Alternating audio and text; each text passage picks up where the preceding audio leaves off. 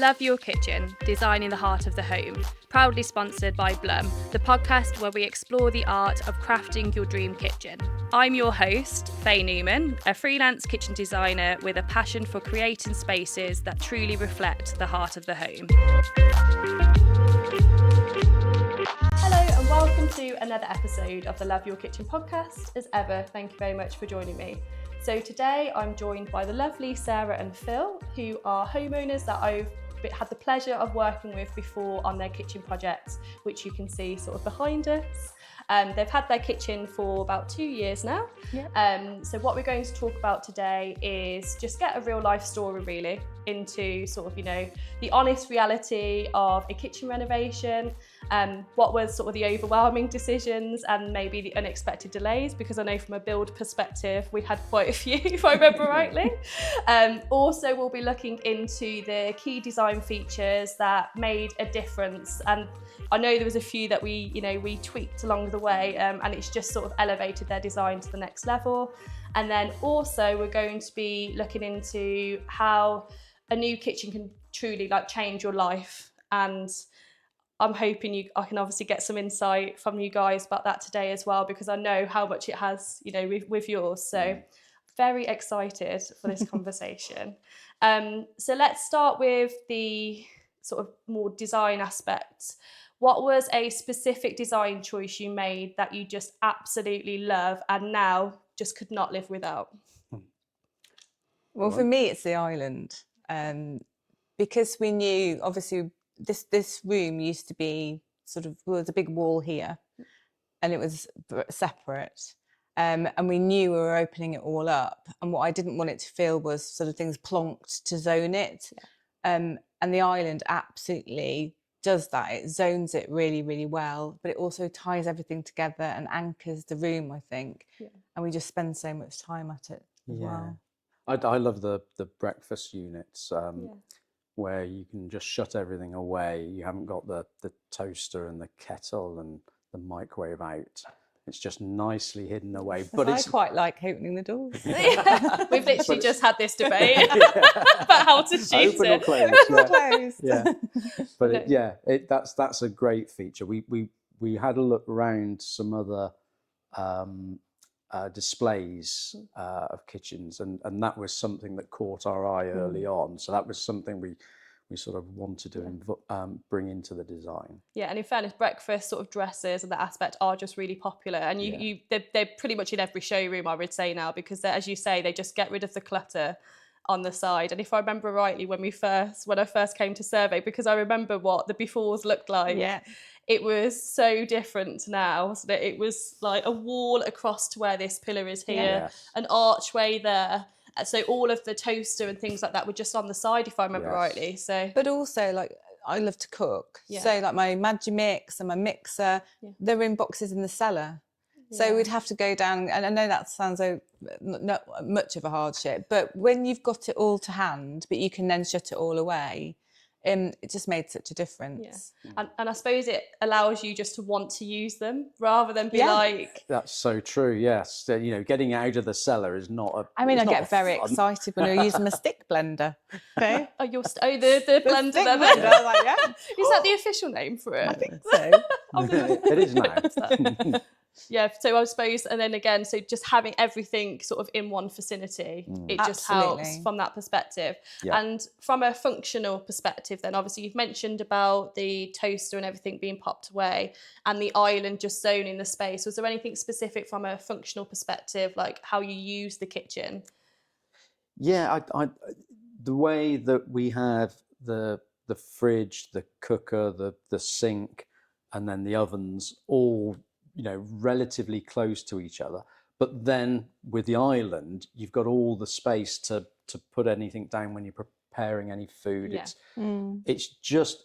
It's so compact, and yet you're in space, and there is space. When we did Christmas dinner, we all were doing elements of it, and we were not, as you're right, because that triangle thing where you've got your sink, your cookers, and your hob, but we weren't getting under each other's feet. So, it just works. It's a joy to work in. you sort of when you get to this stage, you often sort of forget about all the steps that you went through. But I recall we were trying to work out, did we have enough space in that section? And we had the dishwasher, because the dishwasher's in the island.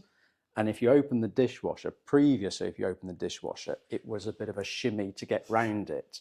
But with this, we'd made sure that there was a space. Well, with your help, Well, Faye. you did that, yeah. Did Absolutely. I tell you to get the masking tape out? I can't remember. Yeah, Several times. That's always We my did. go-to, just to be like, Yeah. get the masking tape out, Yeah. because you're so right. And these are things like when you see sort of your kitchen on sort of a CGI render, obviously it looks beautiful, and like you can be like, oh my god, yeah, I love that kitchen, but it's all of these aspects behind the scenes that make you still love it 2 years on.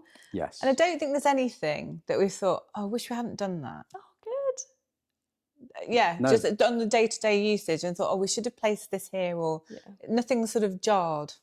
Yeah, I remember as well though, like from a time perspective, like you were very open as clients to make sure to get it right, like the actual design right. There wasn't, even though obviously I remember sort of the blue plinth lights and things in there, so you was like, oh, I need to get rid of it as soon as possible. Yeah. But you know, you put the time into, like we had time to, you know, go through everything with detail, and I think that really helps as well. The utility room is a good example of that, where we did put that as a sort of a secondary phase of the design. So it was something we came to once we finalised everything here. But then just thinking about what we needed to store, ironing board, Hoover, you know, those sorts of things, and finding where it could be. The original design, we had quite a narrow cupboard, and then the washing machine and tumble dryer. But having thought about it, we moved that around. You redesigned it for us so that we could put the Hoover away. Yeah. I remember. And that's just been brilliant. We measured Henry, didn't we? We if I measured remember Henry. rightly? Yeah. And that was Exactly. Henry's cupboard. It's all coming He's back. in there. And then we needed a space, didn't we, to put wellies and things, like when you'd done your dog walk, and we did that the opposite side, if I remember rightly. Yes. Yeah, and you can see exactly that. So it's to the right as you go through the door. So you can't, it's not all on show, but it's all easily accessible. And the dogs can go out the side, etc. And it's lovely because everything's got its place. Yeah. And feels quite grown up. Yeah. It really does. You're like, I can't believe this is my I kitchen. know. Well, believe it, Sarah. No, it is just, I think, because of the beautiful space that we've got here, which initially we couldn't see the vision for, you know, in its current state or its before state. And then we just sort of added on different sections, like, as you say, the breakfast stations, Phil, which was like a pinnacle point for you. We've got all of your records and your stereo system, which was a big event, actually. So I'm surprised you didn't mention that. I should have mentioned that. That was a big deal for me. Yes. Yeah, it was. So yeah, this unit behind us has got my stereo and my vinyl in. Yeah. And at that point of everything's got a home, you know, that's just brilliant. We've got cupboards here with games in, and jigsaws. You don't open them that often, but it's lovely just to have them here, where you can then get a jigsaw out, play whatever game. Yeah. It's lovely, as opposed to what we were doing, which is going to another room, going into the cellar, going into the shed. And I've got all my cookbooks in there as well, so you know it's a place for millions of cookbooks. Oh my gosh, you do have a lot of cookbooks. I do. I really do. Yeah. I love a good cookbook though. They're always so colourful as well, which again, from a design perspective, just looks amazing. Yeah, it really lifts it. Yeah, 100%. But no, and I think this is a great example of a really well designed sort of open plan space. Because as you say, the zoning of the island, you've got your built-in furniture over that way. Then we decided to do that one. Then you've decided to do sort of a section underneath your TV as well. So it all interlinks. And then also, it was always sort of a decision from the start to have your crystal doors as well, wasn't it? Absolutely. That From was a non-negotiable. both the hallway as well as the utility. Well, actually, no. I think those doors came later in the process. It was absolutely these doors. These doors. But then because this was such a dark space, and obviously the Veluxes have helped with that, but we thought, well, it looks really incongruous with the old pine doors, and they've gone to a good home, you know, because they were lovely. But we just thought, no, we need to keep that light coming through, and also it just jarred So Phil found these online actually. Played Oh, in amazing. Hinckley, didn't you? Yeah. And they were a fraction of the price of Oh, amazing. in proper internal ones. They're wooden. You wouldn't Yeah. know they're wooden. They're obviously the acquittal windows. Oh, wow. Yeah. So that was a bit of a find. Yeah, for And sure. that really is it was something that came to you came up with that. Coming through the front door and being able to see the vista garden through. all the way through. Yeah. And Yeah. it's brilliant. It's absolutely brilliant. So we've got light coming in from all angles. Previously, that kitchen in particular just felt so claustrophobic, not only because of the space, but because of the lack of light in there. Yeah. And this has just opened up. You get a bit of sunshine, and Yeah, it's absolutely delightful. It just warms you up, doesn't it? I suppose It does. No, it absolutely does. And also, the zoning we were talking about earlier. This room in itself has helped zone, I think, the whole house, the whole ground floor, because you have got from the front door that vista through all through to the garden. Yeah. And because we can open everything up, you have got that indoor outdoor situation now. Yeah, for sure. So this room now feels like it's really helped the flow of the whole of the downstairs from front all the way through to the garden. No, for sure. I can understand why that would be the case, because it's, as you say, and I think that's what everybody sort of aspires to be like incorporate as much natural light as possible. So all of your colours look as they should, really. They should be sort of elevated by that aspect, and then seeing your beautiful garden as well. So yeah, great find from Phil for those two internal doors. Absolutely. And then looking back to the design process, I know it was quite a while ago now, so it might be difficult to sort of recall, but what was sort of a key design feature now that you maybe were on the fence about prior?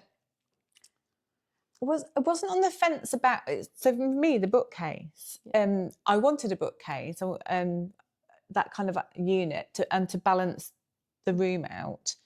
But actually, your design, because I remember you talking about the wooden shelves and then the wooden fascias, and I just couldn't quite get it in my head. I couldn't quite get there. So what was really lovely is when Keith was the kitchen fitter was fitting everything.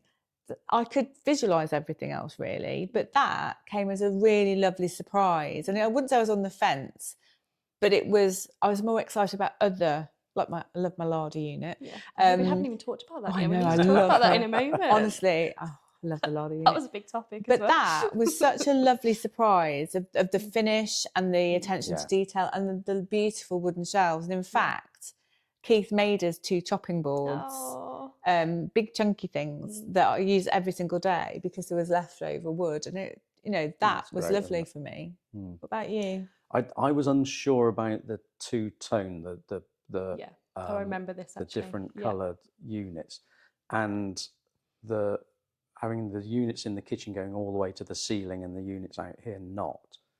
But it so works because the kitchen is in the green, and it helps with that zoning. And then these look more like freestanding units because they've got the top and the plinth rather than going to the ceiling. It just really does work. And so, yes, from not being 100% sure, absolutely right decision. Brilliant. I think because you've got so many other colours running around the interior as well. So you've got your deep sort of terracottas. We have to give the seat a mention as well, Phil, because this is probably outdone the kitchen, I'd say. My favourite piece of furniture. No one's allowed to sit in it, so you're very I know, I feel very privileged. Yeah. And then obviously you've picked up the greens, and things like that. So it all sort of all encased in a really beautiful sort of colour scheme, and like your woods and things. So I think it adds on that playfulness, and then keeping your hardware the same. And I remember having the conversation with you about centralising them as well, so that it looked more like a freestanding piece of furniture, as opposed to just having it wall-to-wall blocked.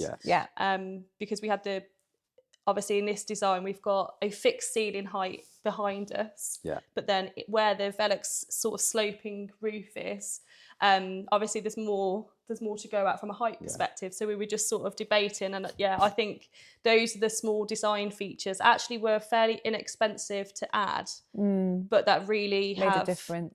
made that difference. It has. How does the new layout and flow of your kitchen feel to you now that you've been using it for a while? We've also got Cooper joining us. Oh no, it's nearly their Here dinner he is. time actually. So, I think it's what I said previously. Actually, it's just coming downstairs every morning and opening that door, and then you've got that flow through. So it's the flow of the room and using it on a daily basis. You know, you just get into your rhythm, you make a cup of tea, coffee, whatever, empty the dishwasher. But it really is, I just, every morning, genuinely, I come in and just think, I love it. I never not have that moment. I love that so much. So I love it that that you still have it within an open plan environment, very distinct zones. So we've got our lounge area, you've got your dining area, and we've got a kitchen, and then you've got the sort of in-betweeny breakfast bar arrangement.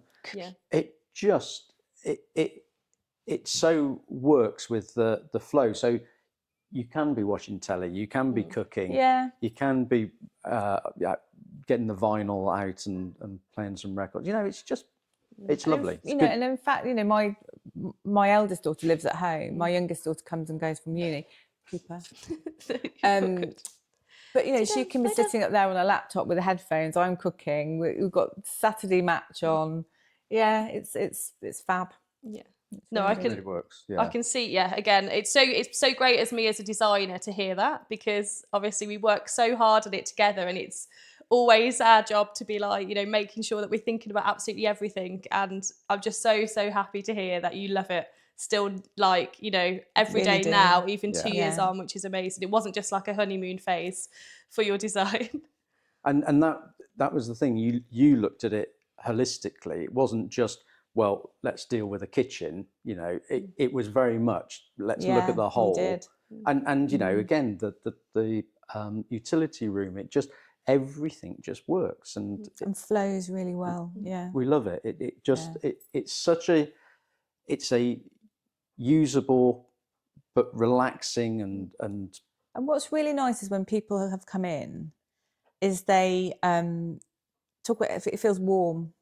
It doesn't feel like the kind of kitchen you can't put a mug down in and or you can't make yourself at home in. It feels friendly, it feels inviting, and the word that is predominantly used is it's got a real warmth to it.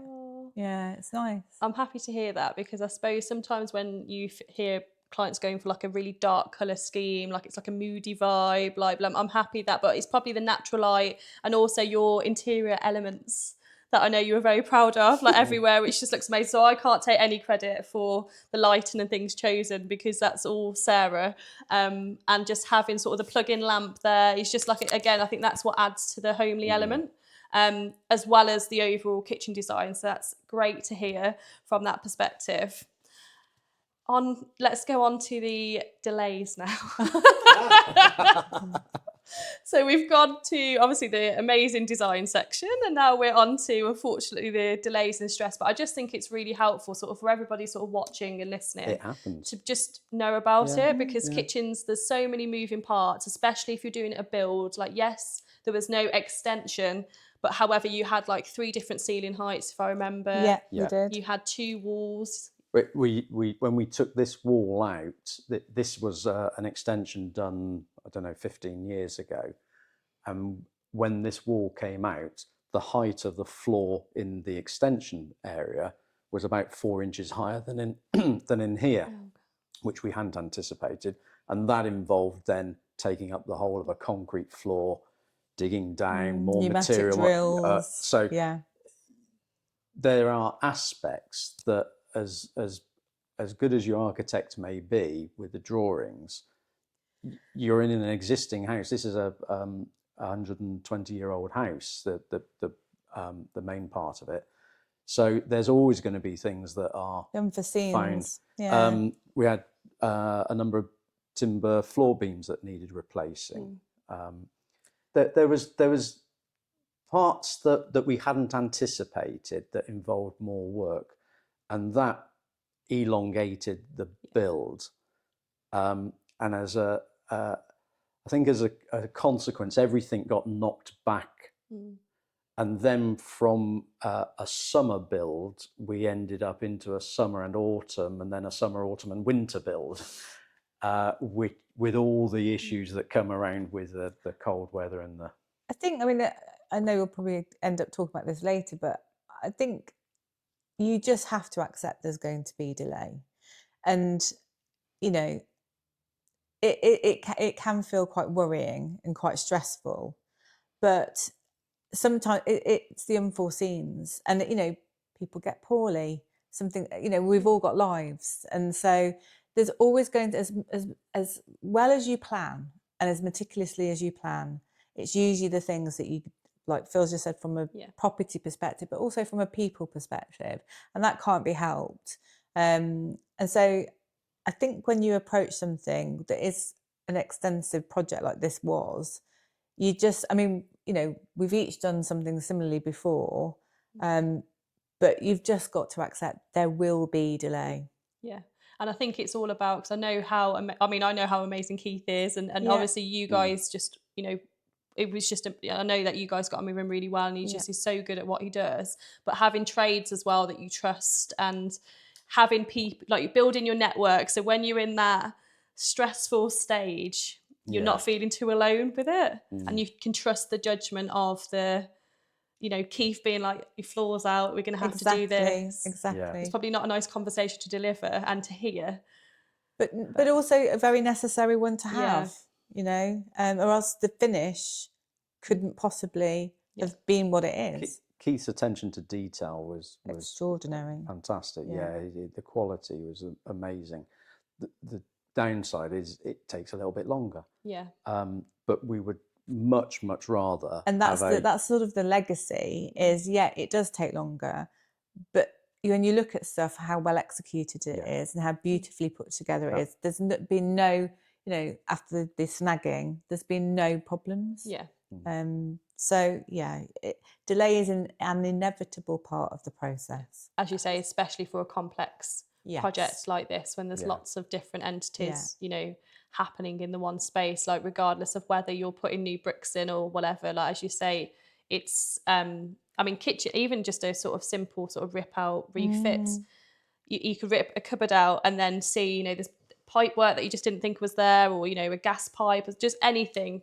There's a steel beam up there that we didn't know was up there. Oh, really? There was a chimney where the hob is, and that had been taken out previously, and the steel beams up there. So Keith had to amend all the cupboards, cut all the backs out of the cupboards, and redo the internal timber work to account for that. Yeah, we didn't know that. And those 3 cupboards or 4 cupboards of recess, that wasn't on the original design. They were all flush. But then when we came to look at it, when we'd be cooking, we'd be banging our heads the whole time. So it was, you know, and it takes longer, but it's achieved a better result. Yeah, no, for sure. No, amazing. That's so good to hear. And I'm happy that you're being so like honest with what's happened as well. And like what was like, you know, a bit when you're like, oh, you know, this wasn't too great to hear. However, you know, you've dealt with it and you're so happy with the final outcome. You've mentioned about the delay. How many weeks was it? Can you remember? Because we started in July. 15th of July. Mid-July, and we were due to finish mid-September. And we ended up encouraging Keith to move his tools out on the 20th of December. So we more than, because we were having a party the next day. Oh, I remember. Yeah. And I remember this stress. Yeah. Oh my gosh, that's so funny. It was. So the day before our party, we had tools everywhere, piled up in here, dust to be everywhere. Fair, this room on the 20th of December on the evening didn't look like this, but he helped put the mirror up and the picture up, and it, you know, as he was moving his stuff out, we were literally moving our stuff in. Yeah, it was quite a moment. Yeah, I remember how stressful that time was, but I remember that happening, and then you actually managed to have that party after all of the stress. We did. To have your sit down and your just, you know, respite after the whole project. We had about 25 people here. Yeah, and I cooked it and did all the cooking from scratch. I know. Sarah. Loved it. Loved Well it. done. Yeah. And Oh, decorated, you know, And put did the the Christmas Christmas decks tree. up. We put the Christmas tree up at, I think, 8 o'clock on the 21st of December. At 8 o'clock, we got right, everybody up. We're doing the Christmas tree. I love Yeah. that. That Yeah. is like all team, all hands on deck Yeah, just to get it sorted. was. I love It really that was, so much. actually. So now focusing more on the also you like living and and working from home while this is all going on. Yeah. How was that? Because I can imagine it wasn't easy. We are fortunate Yeah. that we've got that. One of the first things we did when we got the place here was we put a garden office in, and that has been an absolute godsend for us. We work there most of the time, and having that separation with our work area. In fact, the little print room that we've got in the office became our temporary kitchen with an air fryer and a microwave And a fridge. and a fridge. And then Phil rigged up the dishwasher and the washing machine with hose pipes in the shed. So yeah, we were. I wouldn't recommend that, guys. But I mean, if it's worked for Phil, it worked for us. It was a The dishwasher did challenge. die eventually. Yeah, yeah. It was a challenge, but yes, it was one of those that you start out and you think, we're barbecuing. we were happy campers, we're happy weren't campers. we? I'll make soup. It'll be fine. And then it was like, oh my God, I've got to carry. And then we were washing up in the garden, and that's when you decided to rig up the dishwasher. I just think that for me, I mean, you're right. We had that sort of separation, and we could get away from it. My daughter couldn't. She was literally sitting up there and with the noise. her. She was amazing. She didn't complain at all. She was great. But it did, because of the delay, the Groundhog Dayness to it was quite something by the end. It was just like getting up. Your routine is exactly the same because and everything is so much harder. Yeah. And then when I suppose the other thing to think about is your home is someone else's workplace. So you've got that sort of juxtaposition, if you like, that you're coming into your home, but it's being left, and that's no criticism. It's just how it's got to be because they need to pick up where they left off the following day. But it's very much someone else's workplace and it's your home. So that was something we had to just adjust to. Yeah. And with the dogs, good example is the guys needed to have the side gate open to bring the materials back and forth, the tools back and forth, and have everything open. Well, that meant that we either sort of put the dogs just in the front room all day while we're working, rather than what they normally do, which is be able to roam around. So that was always a bit of a challenge. It just adds a little bit to the and sort it's of things stresses. you don't think about that. You don't think about how it's going to be. I mean, at the end of the day, there was 3 of us and 2 rather chunky Labradors in one small front room, eating your dinner and that. So you look back, I think, and you think, I don't know quite how we got through that, but you do, because you have to. Yeah, and I suppose just the end result is so worth it.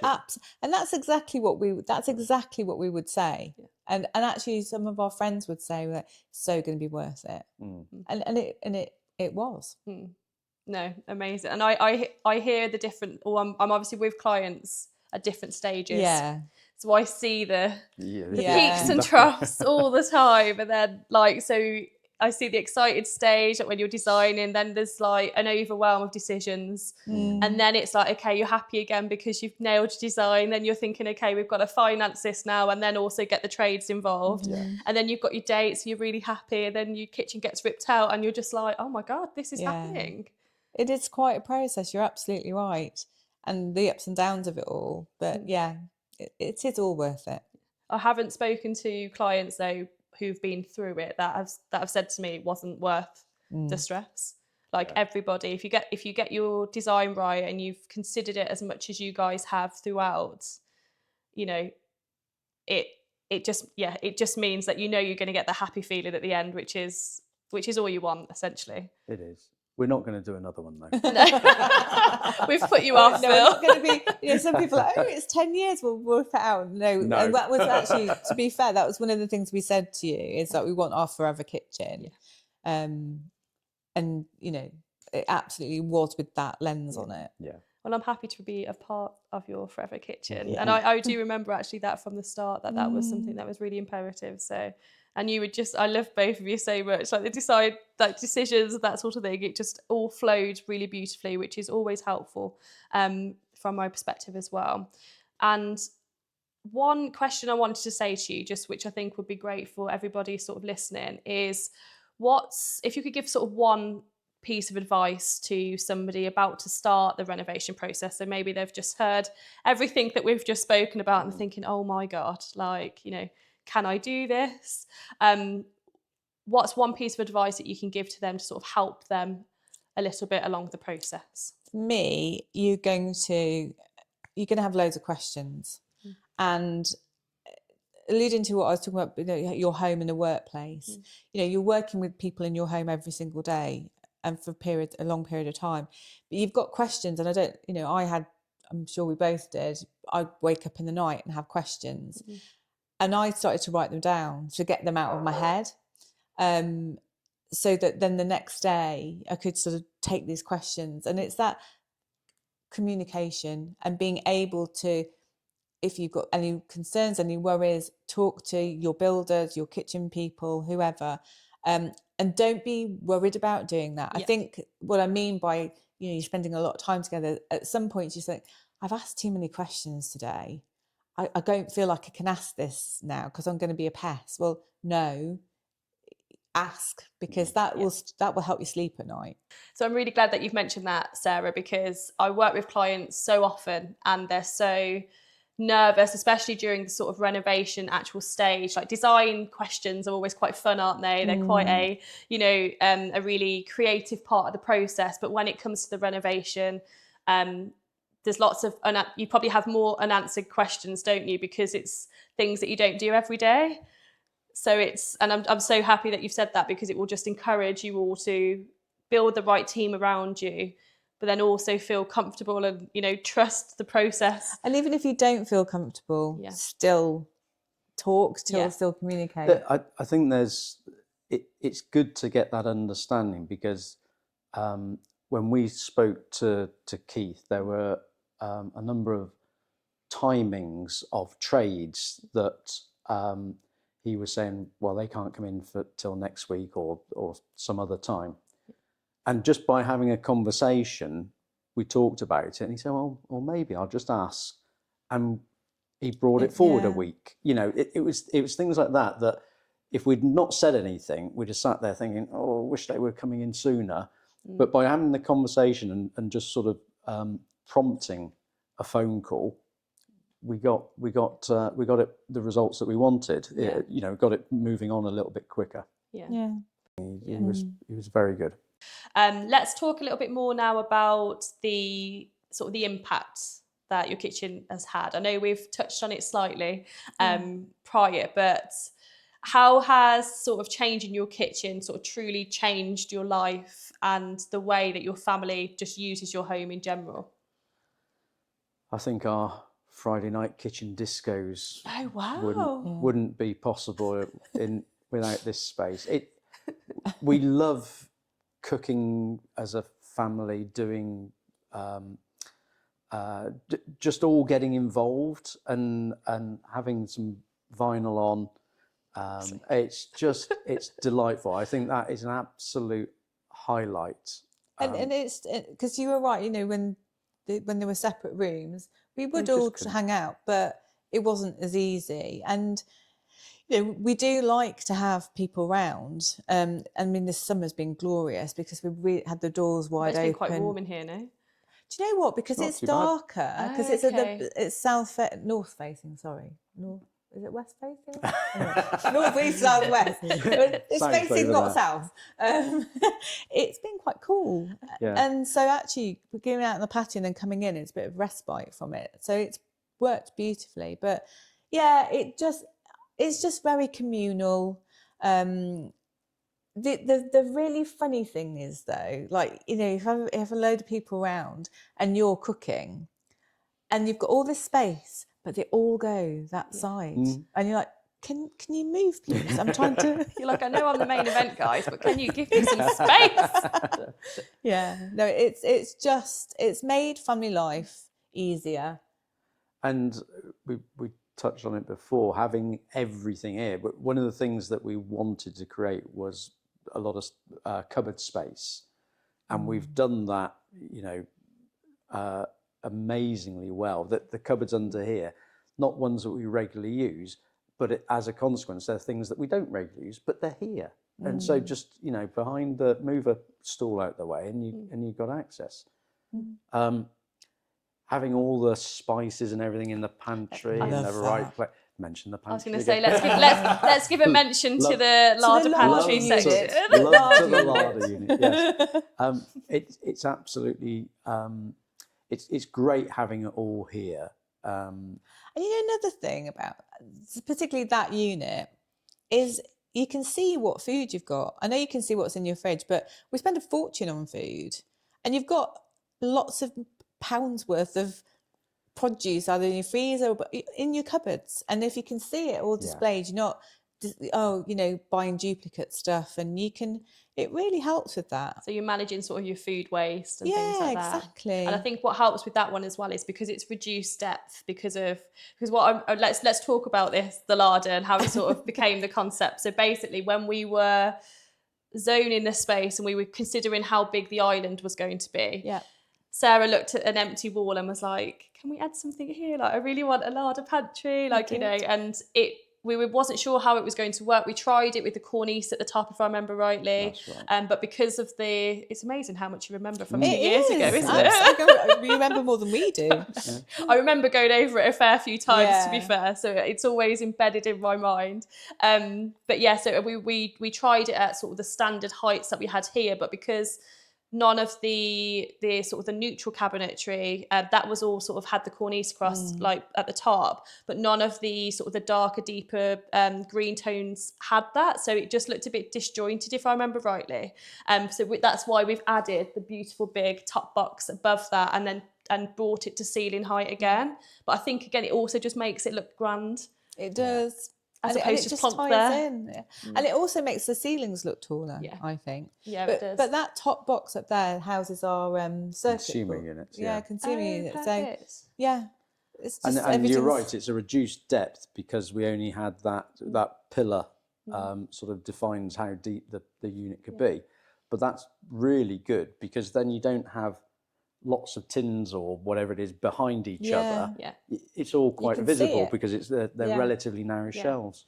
Yeah, and I remember we did like a reduced depth on the void and things like that too, because you don't have any pipe work going along the back of it. It just meant that we can optimize that, you know, that cupboard as much as possible. Whereas if you went slightly deeper, you'd probably need like drawers or something like that, especially for like fresh goods and stuff, or like, you know, your dry goods, because as you say, you just get lost in the overwhelm of tins, don't you? You end up seeing a baked bean tin that you've had about 4 years ago just sitting at the back. So I'm happy that we did it reduced in this setup, and that we did actually add it because we were toying with it, wasn't we, for a while. I'm very glad. It's one of my favourite bits of the kitchen, Going beyond the sort of overall look of the kitchen then, how has the sort of the new space improved your daily routine and habits? We've mentioned this, we've touched on this slightly, like the toaster in the sort of the breakfast station and things, but is there anything specific that we haven't mentioned yet that we could talk about? I think things like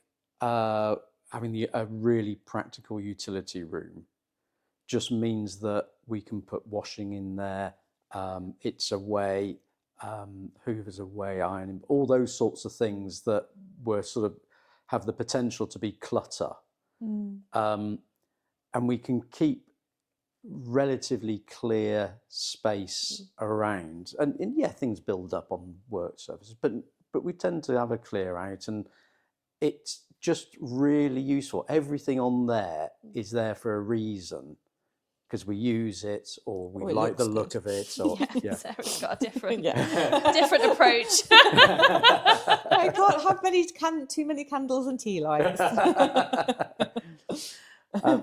But yeah, so I absolutely adore coming and sitting at the breakfast bar with my iPad, you know, doing whatever, looking up news articles or whatever it might be. And just being here, involved in the cooking and getting involved, doing some chopping or whatever, whatever I do. Expert cheese grater. Cheese grater, Yeah. yeah. That's your job. No, isn't it? I do a bit No, of no, cooking you do. myself He as does, well, he but not much. You are. No, yeah, you these do. are all Sarah's cookbooks, none of mine. You're like just the speakers and the record player are mine, and a jigsaw. There we go. But it's just a very usable space, and we all love it. It just feels relaxed and comfortable. And having had it now for since January, what's becoming obvious is, and because we've had a lovely summer, seasonally how we will use it, because it does slightly change through the seasons. You know, we've had the doors wide open all summer pretty much, and the Velux is open.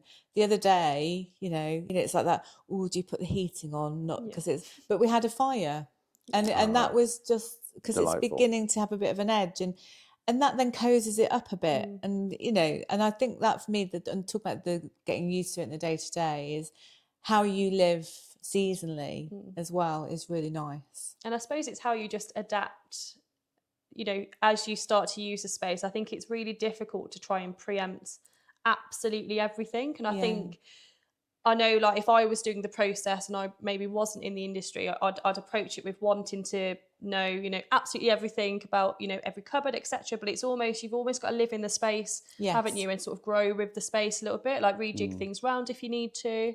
Obviously, it's being considerate as you can with the fitted furniture that you're using, but actually when you're filling the space up and it takes a while, doesn't it, to get your system and to get your habits. And even like, you know, we ended up putting like glassware in one cupboard, and then actually that doesn't work, we're going to move it to a different cupboard. And you were very, very instrumental in the setting up of this unit, weren't you? Just getting it all to work. But it's important, It you is. know. It is. Your coffee machine's in there, isn't it? Yes, of course. I just like it. You mentioned about having a fire. I like the fact that I saved all the offcuts from all the timber, and that's what goes on the fire. Yeah. A couple of weeks ago, I converted the crates that all the paving outside was delivered into planters. You know, we're doing a bit of, you know, using what's there. Yeah. And I know that's not the kitchen, but it's just nice to sort of know that there's reuse of stuff. Yeah, 100%. And I think, I mean, I've spoken to many sort of, you know, people on the show where we talk about sustainability and things like that. And I do just think, like, even if you're not, you know, really eco-conscious with maybe the materials and things that you're using, but as you say, like the lack of waste and reusing those items, it's just, you know, really helpful. And I suppose having your planters built, it's just a story. You could be That's like, lovely. did you know that those are, I can imagine a few wines in, you're like, let me tell you this story. We've made those from this point in the build. And then it just triggers your mind back then to that part, doesn't it? And it's just, as you say, there's a story and there's a... and a legacy as well. Yeah, 100%. I love that you've got your planters sorted and that you're, you know, using the wood from the project. That just shows how much wood was needed for the project. That's given a great indication there for us. And I've got my chopping boards. Yes, of course. Make sure you don't put those on the fire. No. Could you imagine? No. If you could go back to the beginning of the process and give yourself one piece of advice, what would it be? The thing is, there's millions of decisions. You have to make decisions every single day, and multiple of them, because people are depending on you to do so. But to your point, you've also got to make decisions so you've got stuff ready to go, so you're not holding anybody else up. But, you know, you make a decision, like I made a decision, I like those lights. But then there's layers on top of those, that there's more decisions to make as a result of that. And you do need, like Keith really helped me, because there were 3 lengths of that stem to the light. And we had to really think, what's the right, because if it's way up there, they just look silly. Yeah. But if they're down too far down, you'd be banging it just. Or you'd be looking through them, wouldn't you? Through each other. You know, Knocking them. If you've Yeah. had a They'd have been Newton's balls, wouldn't So, you know, I think you've got so many, there are so many decisions to make as a result. And it's doing it at the right time, because taking those lights as an example, with the first fix electrics, you need to get the cabling in the right place. Yeah. And when we first put them in, we evenly spaced them across the length, and it just didn't look right. Well, what we were imagining they were looking like, because they weren't there. But then, and I just thought that's going to look off. So we had to move it around, which fortunately we did it before too much more had been done, and so we could realign the cabling. But it's decisions like that you need to make and not put off, so that you've got either the lights ready to go, you've thought about it, and it's not, oh, what are we going to do? And there are some decisions that are one and done, but the majority of them are not. There's the sort of sub-decision that you've got to talk through. It was like the warming drawer under the ovens. That was something we came to you fairly late on and said, can we incorporate that? And that needed a rethink in terms of the size of the cabinets, size of the housing for the ovens, and changing it around. And then there was only one supplier who had the right size of warming drawer that we could fit in. So those sorts of changes, you were very good at accommodating that and not shouting at us. It's your kitchen though. This is what I always say to clients, like, it's your kitchen, and you can't, sometimes those decisions you think about them at a later stage, like it will, like, further along into the process. So it comes back to the communication, I suppose. It does. And it's then not being too fixed in what, yes, we wanted a warming drawer, how big it was didn't really matter. So that was quite easy. Once you'd come up with a solution for us, it was easy to say, yep, that's perfect, go with that. Yeah, and you're just like, yep, I'm happy with that now, like we've incorporated it. No, for sure. Amazing. And was there any other sort of design features that you feel like you've added and you're just like, yes, I'm so happy that I think we've thought about that? You two really took care of the utility room. And I think having the washer dryer stacked on top of each other visually looks much, much better. But centralising them, because at one point they were not going to be, and then you coming up with that wider cupboard to put all the way was that I just think every day it's when you don't notice stuff.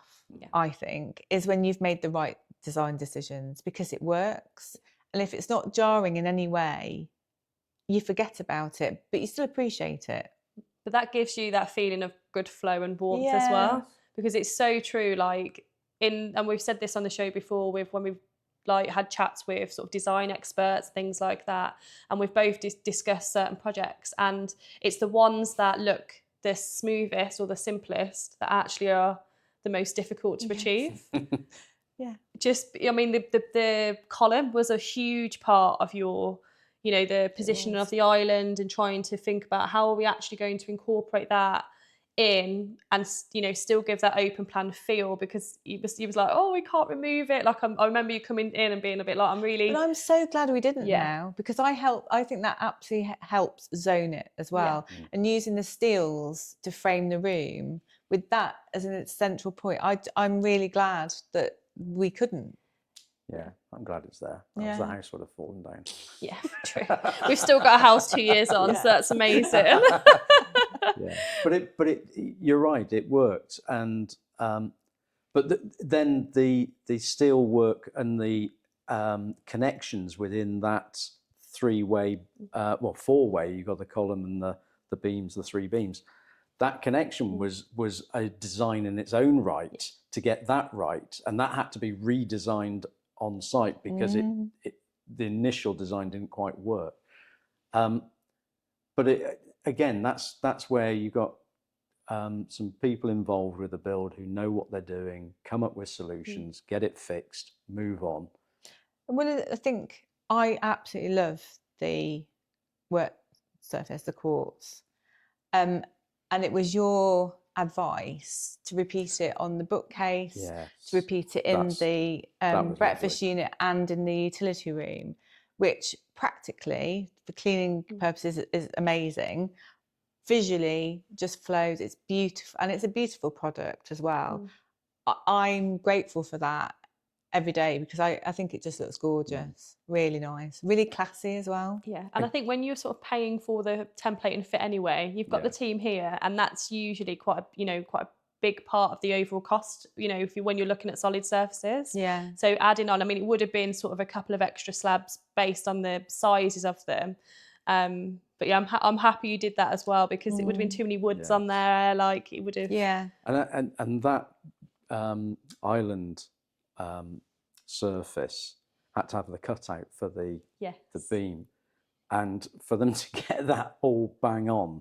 Yeah. So it all slid in perfectly. And only 2 of them carried it in. Two we guys. Couldn't believe it. Really? That whole, oh wow, they're so that heavy. whole surface. It was incredible. They were marvelous. They were really good. Really good. I remember that being a sticking point. I remember myself being very stressed about how that worktop was going to fit. I remember ringing up the supplier being like, how did it go? Did it go okay? Because there were so many to-ing and fro-in, sort of, how we were going to manage it and make it look, really discreet. Because naturally, if you went for like, you could have gone for a work surface where you can sort of, get the seams out, but equally from a practicality perspective, that's why quartz was so prevalent for you, because you wanted, a hard surface that wasn't going to scratch easily, that was durable, not porous, that sort of thing. So that from a cooking perspective, it works so great for you. So I'm so happy again that you've carried that through as well. And handle choices, I remember handle choices was a big point. That was a big part towards the end, if I remember rightly. I thought the antique brass, you thought the black. I'm so glad you went with the black. We've got it on camera. Yeah, we can play this back in a few years' time if you're like, should we have gone for the brass handles? No, right. But no, it just matches your tap, doesn't it? And then I remember when you spoke about the plug sockets, light switches, going on to like your additional decisions to make and things like that. And you've still incorporated the brass element. And also because we've got the brass, the antique gold handles on the crystal doors. It just all works, ties together. Yeah. Sarah and Phil, thank you so much for going through your project today and being so open about the whole renovation project, like what worked, what was needed a bit of consideration. I just think all of this information is so helpful for anybody embarking on a new kitchen project, and it's a really good sort of realistic approach, to just the kitchen process as a whole. So yeah, appreciate you guys coming on the show. For anybody sort of watching and listening that wants to find out more about actually the design process, we've previously recorded a design walkthrough of this beautiful project. So this is labelled sort of the Harborne project on my website, which is www.fayenewmandesign.com, and then we'll pop the link in the show notes for the previous episodes, talking through, again, as I said, the key design features sort of within the space from my perspective, which is why I'm happy we've done this as well. For anybody that's listening also that has any questions that maybe have come up since the conversation of what we've spoken about today, obviously fire them over to me. I'm more than happy to help, but it's just making sure that you guys feel as comfortable as possible in your decision making, and just give you some more inspiration and some real life stories. So thank you so much, guys, for joining. Really enjoyed it. Thank you. Thank you for taking the time to watch this video today. If you have liked what we have spoken about, why not like and subscribe to this YouTube channel. Also, what you can do is click on the notification bell to keep yourself notified of all the new content to come.